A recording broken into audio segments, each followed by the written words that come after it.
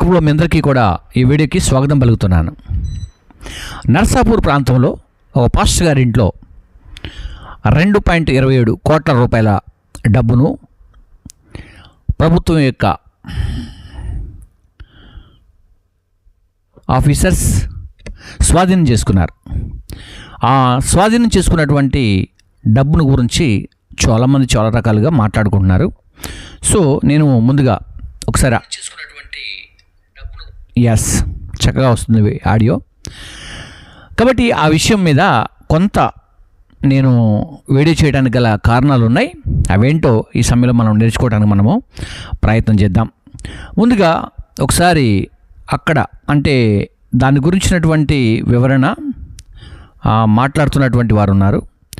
క్రైస్తవులకు లేకుంటే క్రైస్తవ కుటుంబాల్లో సంఘాల్లో ఏదైనా జరుగుతుందంటే ఈ మధ్యకాలంలో న్యూస్ చాలా స్పీడ్గా వెళ్ళిపోతూ ఉంది. చర్చి పాస్టర్ ఇంట్లో 2,27,00,000 నగదును పోలీసులు సీజ్ చేశారు. ఈ ఘటన పశ్చిమ గోదావరి జిల్లా నరసాపురంలో చోటు చేసుకుంది. సొమ్ముపై పాస్టర్ పొంతనలేని సమాధానాలు చెప్తున్నట్లు పోలీసులు తెలిపారు. చర్చి పాస్టర్ ఇంట్లో 2 కోట్ల అతని ఇంట్లో డబ్బు దొరికింది. ఐటీ వాళ్ళు ఉంటారు, సిబిఐ వారు ఉంటారు, పోలీసు వారు ఉంటారు. పర్ఫెక్ట్గా దాని గురించినటువంటి వివరణ వారు తీసుకుంటారు, ప్రజలకు కూడా స్పష్టత ఇస్తారు. అయితే ఇక్కడ కొంతమంది ఈ సోషల్ మీడియాలో ఉన్నటువంటి వారందరూ కూడా చూద్దాం ఒకసారి. బిల్డింగ్లు, కార్లు ఎక్కువగా కొనడం వల్ల అక్కడున్న స్థానికులకి కొంచెం అంటే వాళ్ళపైన డౌట్ వచ్చింది. సో పోలీస్ కంప్లైంట్ ఇస్తే వాళ్ళు వచ్చి ఇంట్లో వెనక్గా 2,27,94,000 రూపాయలు దొరకడం జరిగింది. ఆ పాస్టర్ ఎలా వచ్చాడు అప్పుడు అనిపిస్తుంది. ఒక పాస్టర్ ఆయన చేసేది ఒక జాబ్ కాదు, ఒక బిజినెస్ కాదు, ఏది కాదు. ఒక పాస్టర్ ఇంట్లో 2,50,00,000 వెళ్ళినాయి అంటే అది అక్కడ ఉన్న ప్రజలు కానీ ఇప్పుడు ప్రజలే కదా ముందుగా బయట పెట్టేది. ఆయనకి ఏడ నుంచి వచ్చిన ఒక పాస్టర్ కదా, నీతిగా బతుకుతారు కదా. ప్రజలు వేసిన రూపాయి సొమ్ము మేము తింటాము, దేవుళ్ళు మేము నీతిగా బతుకుతామని ప్రతి పాస్టర్ అంటారు. అంటే పాస్టర్లు అంటే అందరు కాదనుకో, కొంతమంది అంటారు. మరి 2 కోట్ల డబ్బు ఎక్కడి నుంచి వచ్చింది? అవును కదా, 2 కోట్లు ఎక్కడి నుంచి వచ్చినాయి ఒక పాస్టర్ కి? పాస్టర్లు మాట్లాడే ముందు ఆలోచించి మాట్లాడుకోవాలా. అది ఏడ నుంచి వచ్చిందో గవర్నమెంట్ కూడా పాస్టర్లు చేసే పనులని కొంతమంది గవర్నమెంట్ కూడా కనిపెట్టాలి. కనిపెట్టి ఈ డబ్బు ఎక్కడి నుంచి వచ్చింది? నువ్వు ఒక పాస్టర్ మనిషి 1 రూపాయి 2 రూపాయలు ఎత్తే మీరు జీవనం తింటా ఉంటారు. మరి ఏడ నుంచి వచ్చింది? అదే కొంతమంది ఇక్కడ ఏదో సోషల్ మీడియాలో ఏదో ఈ వీడియో వైరల్ అవుతుంది. కింద కామెంట్స్ కొంతమంది ఏమంటున్నారు నెటిజన్లు, ఈ డబ్బులు మత మార్పిడుల కోసం వచ్చింది అని చెప్తున్నారు. బయట కంట్రీ నుంచి వచ్చే ఏవైతే అమెరికాలో కూడా పంపుతారు కదా. అమెరికా వీళ్ళకు కలెక్షన్ ఉంటది, కలెక్షన్ ఉంటే అమెరికాలో కూడా పంపుతారు. అమెరికాలో ఏంది తెలివి తక్కువ వాళ్ళు. ఇక మొత్తాన్ని మేము మత హిందువులు అన్ని మా దాంట్లో రైట్. విన్నారు కదా, అమ్మ మాట్లాడుతున్న తల్లి సమానరాలు, వయసులో పెద్ద ఆవిడ చాలా చక్కగా మాట్లాడుతూ ఉంది. కానీ నేను వీడియో చేయడానికి గల కారణాలు ఏంటంటే 2 ఉన్నాయి. ఒకటి, క్రైస్తవ్యాన్ని లేక క్రైస్తవ్యంలోనికి డబ్బిచ్చి తీసుకొస్తారా, ఫస్ట్ పాయింట్. రెండవది ఏంటంటే ఇలా సంపాదించమని బైబిల్ చెప్పిందా? ఎలా సంపాదించమని? డబ్బుని సంపాదించడానికి మోసం చేసో లేకుంటే కొన్ని విధానాలు ఉన్నాయి. మోసం చేసి కావచ్చు, దొంగిలించి కావచ్చు, అన్యాయం చేసి కావచ్చు, లేకుంటే పక్కవాడి సొమ్ము కావచ్చు, ఇలాంటివి ఏదైనా ఉంటాయి. అలా దోచుకున్నటువంటి సొమ్ముతో సౌకులుగా చలామణి అవుతున్నారా అనే విషయాలు, ఈ 2 విషయాల మీద మనం మాట్లాడుకోబోతున్నాం అనమాట. అయితే ప్రాముఖ్యంగా మరి ఇక్కడ ఈ పెద్దావిడ చెప్పినటువంటి విషయం, అలాగనే అక్కడ ఉన్నటువంటి జర్నలిస్ట్ అందరూ కూడా ఏం చెబుతున్నారంటే అమెరికా దేశం నుండి డబ్బు వస్తుంది, అమెరికా దేశంలో ఉన్న వాళ్ళందరూ కూడా ఈ దేశాన్ని ఇలా చేయాలనుకుంటున్నారు, సో వాళ్ళు డబ్బులు పంపిస్తున్నారు, వీళ్ళు పంచుతున్నారు అనే విషయం చెబుతున్నారు. ఇక్కడ నేను ఒక క్లారిటీ ఇస్తాను. నేను యేసు ప్రభుని అంగీకరించి దాదాపుగా 25 years క్రాస్ అయిపోతూ ఉంది. ఎవరు కూడా ఇలాగ మరి మీకు డబ్బులు ఇస్తాం, మీరు మతం మారండి, లేకుంటే మతం మార్చండి, మీకు కొంత అమౌంట్ ఇస్తాం, కొంతమందిని మార్చండి, కొంతమంది క్రైస్తవుల్లోనికి తీసుకురండి మేము డబ్బులు ఇవ్వడానికి రెడీగా ఉన్నామని చెప్పేసి ఇప్పటి వరకు కనీసం ఒక కుర్చీ కొనిచ్చిన వాళ్ళు లేరండి, ఒక వాటర్ బాటిల్ కొనిచ్చిన వాళ్ళు లేరు. ఎవరు కూడా ఎందుకు ఇస్తారండి? ఎందుకు అంత ఎక్కువైంది వాళ్ళకి? ఏమన్నా మతం మార్చడానికి, మతాలని మార్చి డబ్బు ఇచ్చి తీసుకువెళ్ళటానికి. ఇప్పుడు చాలామంది క్రైస్తవ పాస్టర్లకి కనీసం సైకిళ్ళు లేవు, కొన్ని చర్చిలలో కనీసం ఫ్యాన్లు కూడా లేవు, కనీసం కప్పేసుకోవడానికి లేక రేకులలో తడికలు కట్టుకొని ఉన్నటువంటి వారు కూడా ఉన్నారు. ఈ మధ్యకాలంలో కొన్ని చర్చెస్ కూడా కూలగొడుతున్నాయి, మీరు చూడట్లేదా? ఇలా కొడితే ఊడిపడుతున్నాయి, ఇట్లా కొట్టేస్తే పడిపోతున్నాయి. కనీసం ఆ మాత్రం అన్న మీకు అర్థం కావట్లేదా? అయితే ఒక పాస్టర్ ఇంట్లో 2.27 కోట్ల రూపాయలు దొరికాయి. ఓకే, అతను కార్లు కొంటున్నాడా, బండ్లు కొంటున్నాడా, బిల్డింగ్లు కొంటున్నాడా, ఇంకా ఏమైనా సంపాదిస్తున్నాడా అంటే, ఒకవేళ ఆయన దగ్గర ఆ డబ్బు ఎందుకు వచ్చింది, ఆ డబ్బు ఉన్నంత మాత్రాన అతడు క్రైస్తవ్యంలోనికి ప్రజలు తీసుకొస్తున్నట్టయితే ఇంతకుముందు ఉన్నటువంటి ప్రజలు ఒకవేళ ఆయన దగ్గర ఉంటే, సో కొంతమంది ఉంటారు కదా పాస్టర్ అంటే, కొంతమంది ప్రజలు ఉంటారు, ఆ ప్రజల్ని ఒకసారి స్టేషన్కి పిలిచో లేకుంటే కౌన్సిలింగ్ చేయండి వాళ్ళని, లేదా వాళ్ళ దగ్గరికి మీరు వెళ్ళి అడగండి, మీకు ఎంత డబ్బు ఇస్తే మీరు చర్చికి వస్తున్నారు, ఎంత డబ్బు ఇస్తే మతాన్ని మార్చుకున్నారు, అడగొచ్చు కదా. ఈ 2.27 కూడా అందుకే వచ్చాయా అనేది ఒక క్లారిటీ ఇవ్వచ్చు. ఓకే, ఈ రోజున మనకు సిబిఐ ఉందండి, సిబిఐ ఉంది, ఐటీ శాఖ ఉంది, చాలా అద్భుతమైనటువంటి ప్రభుత్వాలు మనకు ఉన్నాయి. మన ముందు పోలీస్ శాఖ సూపర్ అద్భుతంగా పనిచేస్తుంది. ఇవన్నీ కూడా మన దగ్గర ఉన్నాయి. అయితే ఏం తెలియకుండానే, ఆ డబ్బు ఎందుకు వచ్చిందనేది తెలియకుండానే ఈ కౌంటర్లు వేసేవాళ్ళు, షట్టర్స్ వేసేవాళ్ళు, ఇలాగా నోటికొచ్చింది మాట్లాడేవాళ్ళు ఏం చేస్తున్నారంటే, క్రైస్తవ్యం అంటే చాలు, పాస్టర్ అంటే చాలు, ఇక ఎక్కడ లేనటువంటి న్యూస్ వస్తాయి, ఎక్కడ లేనటువంటి విశేషాలు బయటికి వస్తాయి.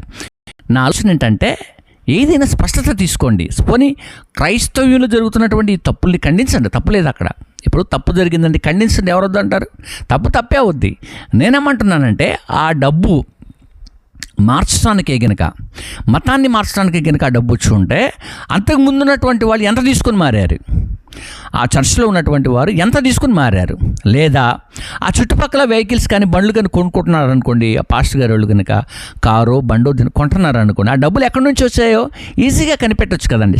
ఈ రోజున అంతా ఆన్లైన్ ఉంది, ట్రాన్సాక్షన్ అన్నీ ఆన్లైన్ అవుతున్నాయి. ఒకవేళ ఈ అమౌంట్ కనుక డైరెక్ట్గా అమౌంటే వచ్చిందనుకోండి, ఇది ఎట్లా వచ్చిందని తెలుసుకోవడానికి రోజులు ఏం పట్టదు, గంటల్లోనే నాకు తెలిసి చేయగలిగినటువంటి ప్రభుత్వాలు మన ముందు ఉన్నాయి, అలాంటి అధికారులు మన ముందు ఉన్నారు. సో దాన్ని పట్టుకొని క్రైస్తవం మీద డబ్బు తీసుకొచ్చే మతాలు మారుస్తారు, ఇలాంటివన్నీ కూడా చేయడం అనేది కొంత ఇబ్బందిగా ఉంది. అయితే నేను ఈ సమయంలో పాస్టర్స్ కానీ, క్రైస్తవ పాస్టర్లు కానీ, క్రైస్తవ విశ్వాసులు కానీ, క్రైస్తవ ఉద్యోగులు కానీ, క్రైస్తవ నాయకులు కానీ, క్రైస్తవ సేవకులు కానీ, క్రైస్తవ్యంలో ఉన్న ప్రతి ఒక్కరికి బైబిల్ ఏమైనా దోచుకోమని చెప్పిందా?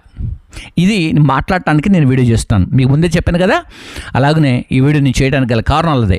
బైబిల్ ఏమన్నా ఎవరినైనా దోచుకోమని చెబుతుందా? బైబిల్ ఎవరి దగ్గర ఉన్నది లాక్కోమని చెబుతుందా? లేదా డబ్బిచ్చి మతంలోకి మార్చండి అని బైబిల్ ఏమైనా తెలియజేస్తూ ఉందా? కొంతమందికి డబ్బిచ్చి యేసుప్రభువుని పరిచయం చేయండి అని లేక బైబిల్ ఏమన్నా పరిచయం చేస్తూ ఉందా? మాట్లాడే ప్రతి ఒక్కరు కూడా ఎలాంటి ఆధారాలు ఏమైనా ఉంటే బైబిల్ చూపించాలి మీరు కదా.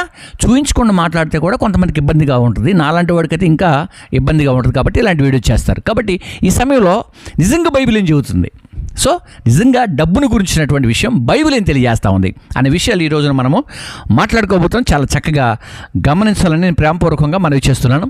సో మనందరం కూడా ఒకసారి చూడటానికి మనము ప్రయత్నం చేద్దాం. బైబిల్ ఏం తెలియజేస్తుంది తెలుసా? మోసం చేసి లేక అన్యాయంగా సంపాదించకూడదని బైబిల్ చెబుతుంది. ఓకేనా? సో ప్రేమైనటువంటి స్నేహితులారా, సహోదరులారా, ఈ వీడియో చూస్తున్న ప్రతి ఒక్కరికి కూడా బైబిల్ గ్రంథం ఏం బోధిస్తుంది, క్రైస్తవం ఏం నేర్పుతుంది, క్రీస్తులోనికి వచ్చినటువంటి వారు ఏం నేర్చుకుంటారు, ఇక్కడికి వస్తే అన్నీ కూడా మీకు తెలుసో లేదో కానీ త్రాగుబోతనం ఉన్నప్పటికీ, చీకటి బ్రతుకులు ఉన్నప్పటికీ కూడా, లేకపోతే ఏదో ఒక డిస్టర్బెన్స్ లైఫ్ ఏదైతే ఉంటుందో ఇక్కడికి రాగానే మధ్య తెలిసే పట్టుబడుద్ది. అతిక్రమంలో దాచిపెట్టువాడు వర్ధిల్లడని బైబిల్ తెలియజేస్తుంది. స్పాట్లో మనకి ఇక్కడ రాగానే మనలో ఉన్నటువంటి ప్రతిదీ కూడా దుర్మార్గమైన జీవితాన్ని విడిచిపెట్టాలని చెప్పేది, ప్రతి వారం చెప్పేది, ప్రతిరోజు చెప్పేది, ప్రతి క్షణం చెప్పేది బైబిల్. సో అలాంటి మాటలు తీసుకున్నటువంటి సేవకులు ఎవరైనా ఇలాంటి తప్పుడు పనులు చేస్తారా? కదా. ఒకవేళ అతను పాస్టర్ అసలు కాదా, అతను ఆ డబ్బు ఎందుకు తెచ్చాడు అనే విషయాలు అలా క్లారిఫై చేయడానికి ప్రయత్నాలు చేయాలని ప్రాంపూర్వకంగా నేను నర్సాపూర్ ప్రాంతంలో ఉన్నటువంటి ఆ డిపార్ట్మెంట్ వాళ్ళకి నేను జ్ఞాపకం చేస్తున్నాను. మరి చూద్దాం ఒకసారి. ముఖ్యమైనటువంటి రెఫరెన్స్లు మీకు కొన్ని ఇస్తానండి బైబిల్లో నుండి. లేదా మీరు ఒకసారి ఎవరైనా సరే ఈ వీడియోని చూసినటువంటి వారు ఎవరైనా ఉంటే ఒకసారి ఆలోచన చేయండి. బైబిల్ డబ్బిచ్చి మతాన్ని మార్చమని చెప్పిందా? ఒకసారి మీరు ఎక్కడైనా సరే ఈ రెఫరెన్స్లు కానీ ఇలాంటి బోధ కానీ ఎక్కడైనా ఉంటే ఒకసారి అలాంటివి దాని మీద ఖండించండి. ఓకేనా? రైట్. ఇప్పుడు చూడండి ఒకసారి బైబిల్ గ్రంథంలో సామెతల గ్రంథం అని ఒకటి ఉంటుంది. 11వ అధ్యాయం 11వ వచనంలో మోసం చేత సంపాదించినటువంటి ధనము క్షీణించిపోవును, కష్టము చేర్చి కూర్చుకొని వాడు తన ఆస్తిని వృద్ధి చేసుకుని అని చెబుతుంది. ఇక్కడ ఏం చెబుతా ఉంది? ఇక్కడ కష్టపడి పని చేయమని చెబుతుంది, కష్టపడి సంపాదించుకోమని చెబుతుంది బైబిల్. దోచుకోమని చెప్పదండి బైబిల్, దొంగతనం చేయమని చెప్పదండి బైబిల్, మోసం చేయమని చెప్పదండి బైబిల్. మోసకరమైన పనులు మానుకోమని చెప్పుద్ది. దొంగతనం చేసేవాడిని దొంగతనం చేయొద్దని చెప్పుద్ది. అర్థమవుతుందా? సో ఇంకొక మాట ఉందండి. సామెతల గ్రంథము 20వ అధ్యాయం 17వ వచనాన్ని కనుక మీరు చూడగలిగితే, అబద్ధమాడి సంపాదించినటువంటి ఆహారము మనిషికి రుచిగా ఉండవచ్చు, కానీ తర్వాత అతని నోరు ఇసుకతో నిండిపోవును అని చెప్పబడుతుంది. అర్థమవుతా? అసలు అబద్ధమాడి సంపాదించకూడదు అని చెబుతా ఉంది బైబిల్. అబద్ధములకు జనకుడు, అబద్ధాలు ఆడకూడదని చెబుతుంది బైబిల్. అబద్ధం చేత సంపాదించొద్దని చెబుతుంది బైబిల్. అర్థమవుతుందా? అలాంటి ఈ బైబిల్ పట్టుకున్నటువంటి ఏ వ్యక్తి అయినా, ఈ సావుకుడైనా, సంపూర్ణమైన సావుకుడైనా ఇలాంటి పనులు చేస్తాడా? Okay, right. ఇక ఫైనల్గా ఇంకొక మాట నేను చెప్పని ఆశపడుతున్నాను, చూడటానికి మీరు ప్రయత్నం చేయండి. హెజ్కేలు గ్రంథం 22వ అధ్యాయం 13వ వచనంలో, అన్యాయపు విషయంలో ఎవడను తన సహోదరుని మోసపరచకూడదు, అక్రమము చేయకూడదని చెబుతుంది బైబిల్. మోసం చేయొద్దు, అక్రమం చేయొద్దని చెబుతుంది బైబిల్. మోసం చేత సంపాదించొద్దని చెబుతుంది బైబిల్. అక్రమంగా సంపాదించొద్దని చెబుతుంది బైబిల్. అలాంటప్పుడు ఆ పాస్టర్ ఎవరో కనీసం అతన్న నోరిప్పి ఈ డబ్బు పలానా దగ్గర నుంచి వచ్చింది, ఈ డబ్బు నాది కాదు అని చెప్పొచ్చు కదా. అతడు కూడా చెప్పలేకపోతున్నాడు. ఆయన చెప్పినటువంటి విషయాలన్నీ కూడా ఫ్రాడ్గా ఉన్నాయని చెప్పేసి న్యూస్లో వస్తూ ఉంది. అంటే అతని లైఫ్ ఎలాంటిది మేము ఇక్కడ అర్థమైపోతూ ఉంది. ఆ తర్వాత మనం చూడగలిగితే అండి, చక్కగా గమనిస్తే మొదటి దశలోని రాసిన పత్రిక 4వ అధ్యాయం 6వ వచనం చూస్తే, ఈ విషయంలో ఎవడును తన సహోదరుని మోసపరచకూడదని ఉంది.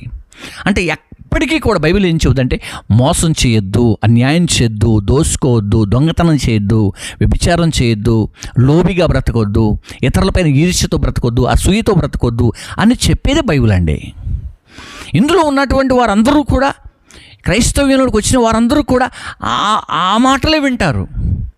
దెన్ విన్న తర్వాత 100% అందరూ మంచివాళ్ళు అంటే నేను ఎప్పటికి కూడా క్రైస్తవ్యంలో అందరూ మంచివాళ్ళు ఉన్నారని నేను ఎప్పటికీ చెప్పను.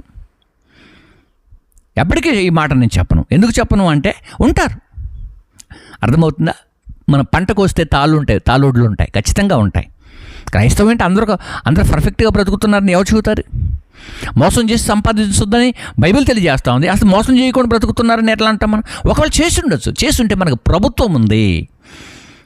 అర్థమవుతా? లేదా జీవము కలిగిన దేవుడు ఉన్నాడు, రహస్యమైనటువంటి పాపములను ఆయన పట్టుకుంటాడు, అది బయట పెట్టేస్తాడు అంతే. రహస్యంగా చేసిన ప్రతిదీ కూడా ఒక దినమున బయలుపరచబడుతుంది. అతనికి సిగ్గు తెస్తుంది. అర్థమవుతుందా? అతనికి సిగ్గు తెస్తుంది కనుక అతడేమవుతాడు? సిగ్గుతో తలదించుకోవాల్సినటువంటి పని వస్తూ ఉంది. కనుక దేవుడు ఎప్పుడు కూడా అతిక్రమములు దాచిపెట్టేవాడు కాదు. దేవుడు ఎప్పటికీ కూడా పాపాన్ని దాచిపెట్టేవాడు కాదు. ఎప్పటికీ కూడా దేవుడు అన్యాయాన్ని, అక్రమమును పక్కన పెట్టి వారికి ఒత్తాసు పలికేవాడు కాదు. అలా చేసే వాళ్ళ జీవితాన్ని బట్టబయలు చేస్తాడు. అతను ఎంత గొప్పోడైనా, అతను ఎంత ధనవంతుడైనా, బలవంతుడైనా, జీవము కలిగిన దేవుని ఎదుట సరెండర్ కావాల్సిందే. ఒకవేళ అలా జరుపుకుంటే కూడా వర్ధిల్లుతున్నాడంటే ఏదో ఒక రోజున హఠాత్తుగా కూలిపోతాడు.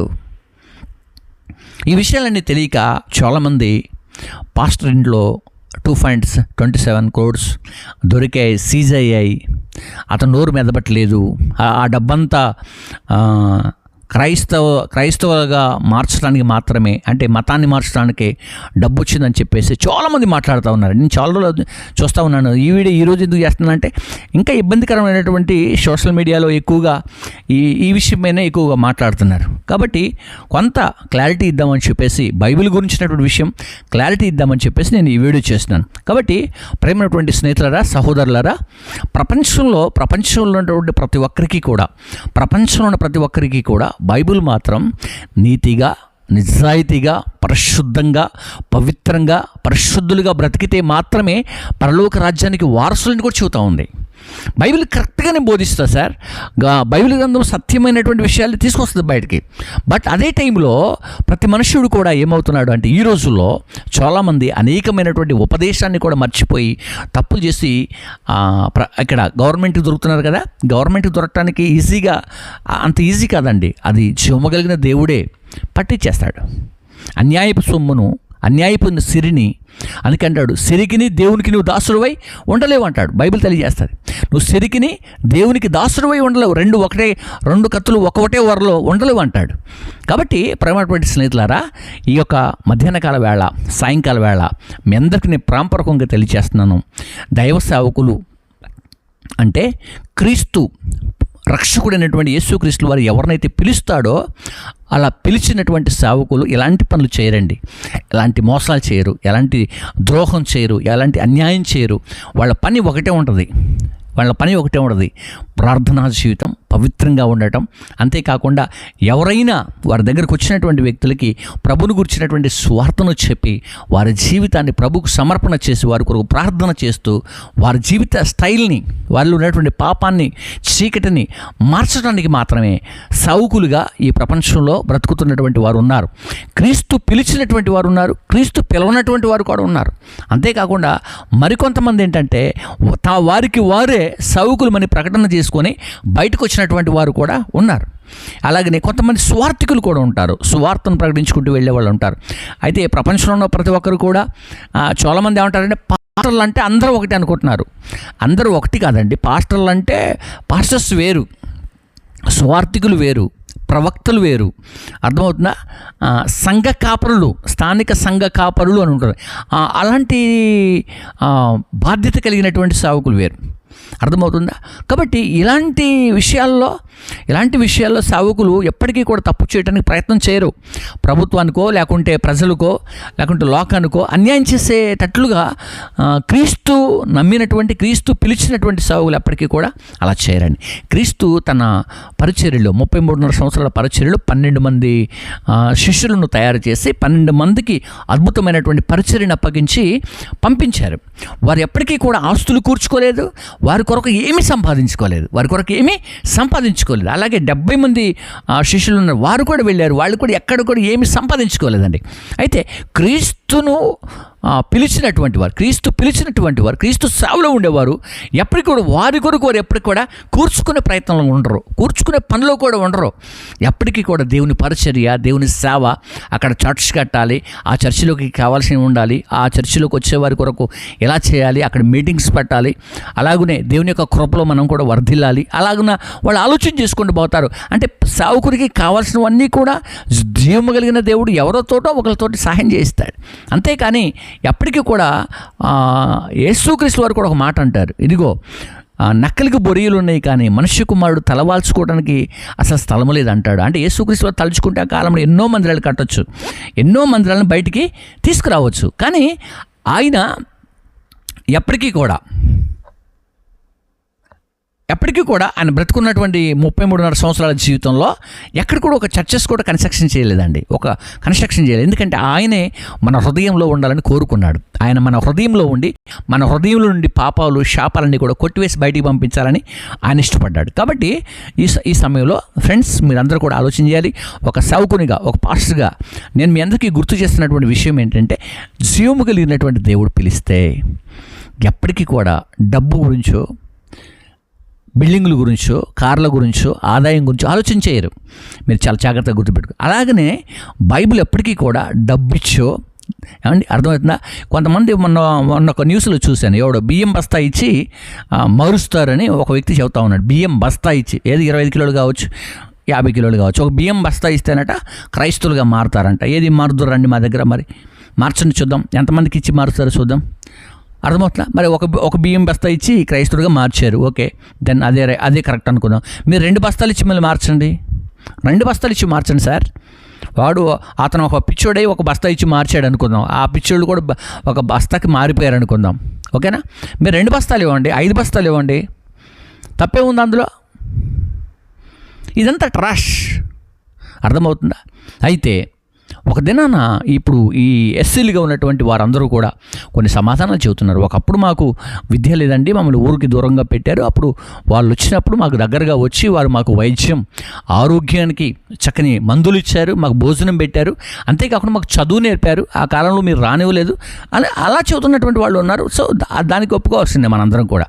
కానీ ఈ కాలంలో ఈ సమయంలో ఈ 2026లో ఎక్కువగా, అంటే దాదాపుగా ఒక 10 సంవత్సరాల కంటే ఎక్కువనే అవుతుంది, క్రైస్తవ్యం యొక్క న్యూస్ అంటే చాలు, పాస్టర్ అంటే చాలు, లేకుంటే చర్చి అంటే చాలు, లేకుంటే ఒక క్రైస్తవుడు ఇలా చేసినట్టు చాలు, న్యూస్ ఎలా ఉంది తెలుసా, చాలా స్పీడ్గా వెళ్ళిపోతూ ఉంది. అసలు ఒకప్పుడు క్రైస్తవ్యము పాస్టర్ అంటే కూడా ఎక్కడ వినపడేది కాదు. మీకు తెలుసో లేదో మీరు గమనించండి, 2012 కంటే ముందు, 2010 కంటే ముందు ఒకసారి చూడండి, ఎక్కడో ఒక న్యూస్ వచ్చేదేమో, అది మామూలుగా ఉండేది అలాగ. కానీ ఈ మధ్యకాలంలో డిబేట్లు, ఈ టీవీలలో డిబేట్లు జరుగుతూ ఉన్నాయి. అంతేకాకుండా మరీ ఎక్కువగా ఈ మధ్యకాలంలో పాస్టర్స్ అయ్యి, డెనామినేషన్ అయ్యి, ఇవి అసలు వీళ్ళది ఎక్కువైపోయింది గొడవలు. ఈ పాస్టర్లకి ఇలా డెనామినేషన్ ఫీలింగ్ తోటి అవుతూ ఉన్నాయంటే ఈ మధ్యకాలంలో రిజర్వేషన్ ఒకటి ప్రాబ్లం, ఆ తర్వాత మళ్ళా ఈ డిబేట్ల కార్యక్రమాలు నువ్వెంత నేనంత అనే విషయాలు ఇవి అయిపోతాయి. సో ఇలాంటివి జరుగుతున్న తరుణంలో పాస్టర్ ఏంటో 2.27 crores డబ్బు సీజ్ చేశారు. ఈ డబ్బంతా మతం మార్చడానికి అమెరికా ఇదే ఉందండి, అమెరికా కాదు, ఆస్ట్రేలియా కాదు, అసలు ఎక్కడ కాదండి, ఇస్తారు. ఇప్పుడు అమెరికా వాళ్ళు ఒకవేళ స్పాన్సర్ చేస్తారండి, స్పాన్సర్ చేస్తే ఒక క్రైస్తవానికి చేస్తారంటే, క్రైస్తవానికి కాదు, మన దేశంలో ఉన్నటువంటి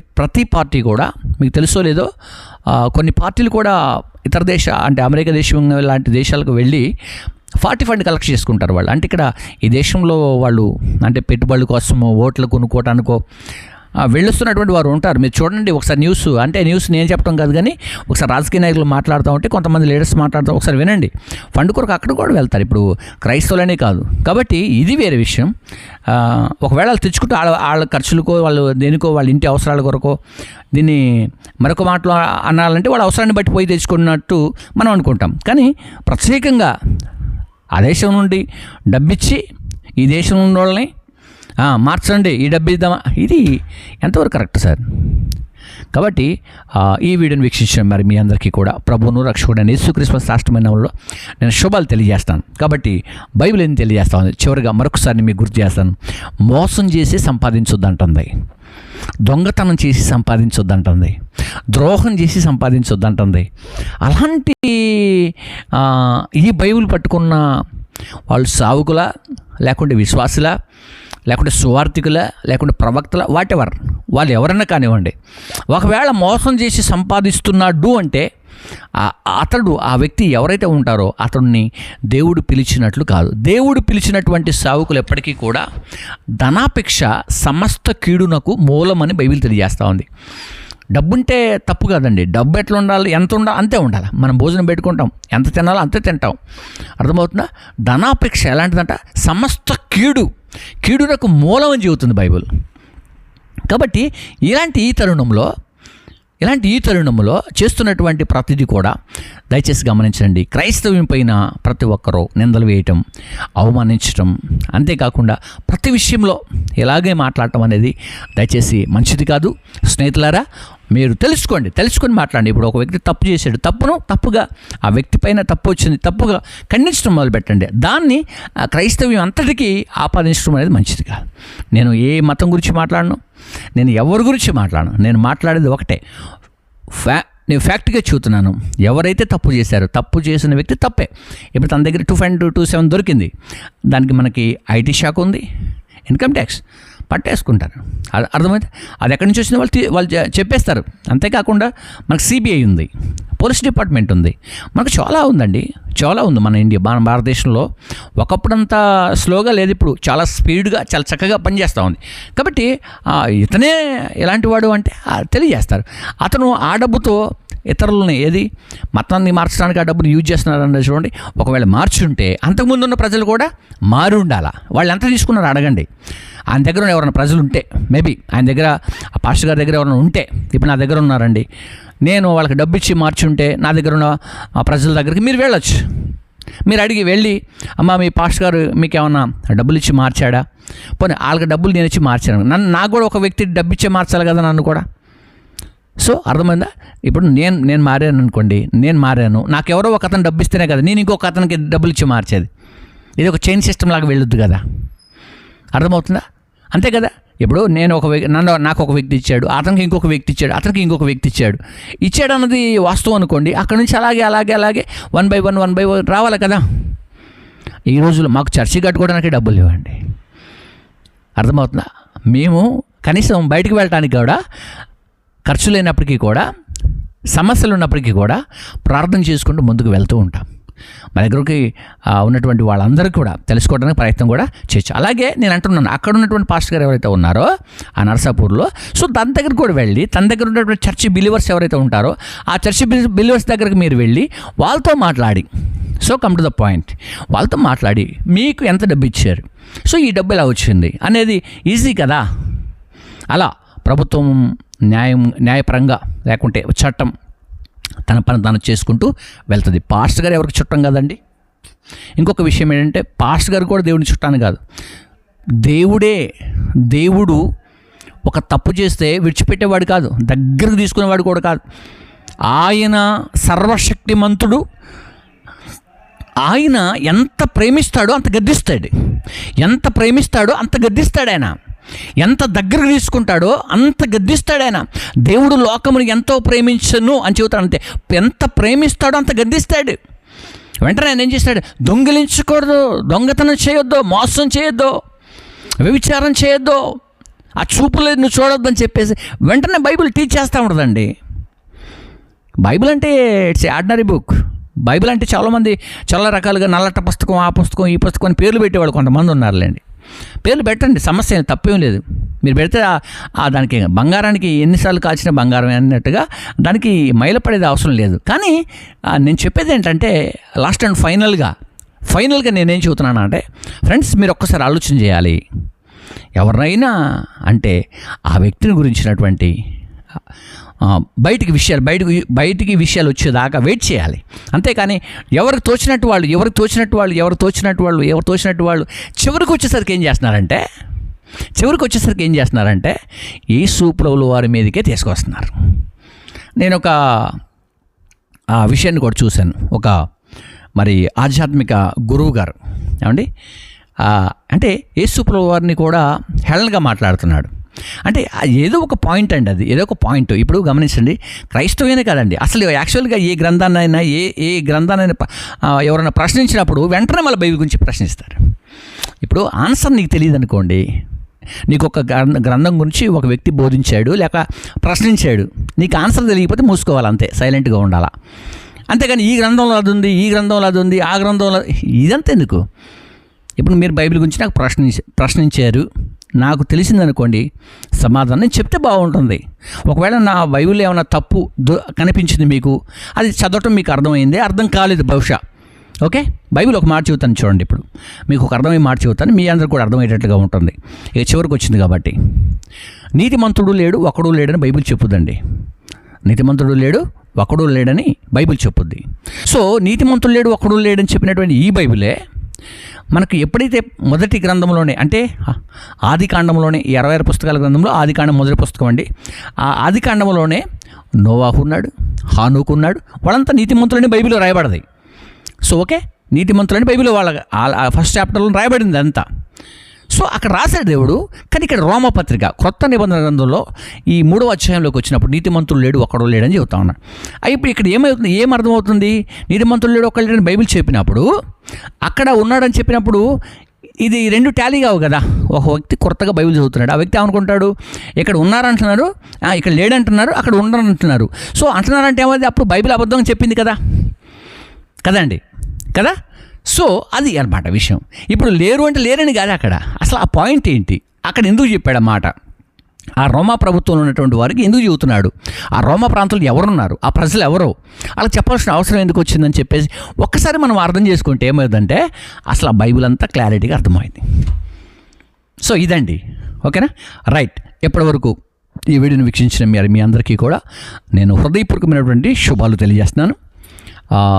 ఈ సమయంలో దయచేసి ఏదన్నా న్యూస్ వచ్చినప్పుడు టోటల్గా తీసుకొచ్చి యేసుక్రీస్తు వారి మీదనో, టోటల్గా తీసుకొచ్చి క్రైస్తవ మీదనో, టోటల్గా తీసుకొచ్చి పాస్టర్స్ మీదనో, ఒక పాస్టర్ తప్పితే అందరు పాస్టర్ల మీదనో, ఇలాంటివి అన్నీ కూడా షేర్ చేసి ట్రోల్ చేసి దయచేసి క్రైస్తవం పైన ఇలా మాట్లాడకూడదు అని ఒక సావుకునిగా మీ అందరికీ కూడా జ్ఞాపకం చేస్తూ ఈ నా మాటలు ముగిస్తున్నాను. May God bless you. అందరికీ కూడా శుభాలు కలుగును గాక. మరి మీరందరూ కూడా సత్యం వైపు ప్రయాణం చేసి నిత్య రాజ్యంలోకి వారసులు కావాలని కోరుకుంటూ ఈ నా మాటలు ముగిస్తున్నాను. All the best.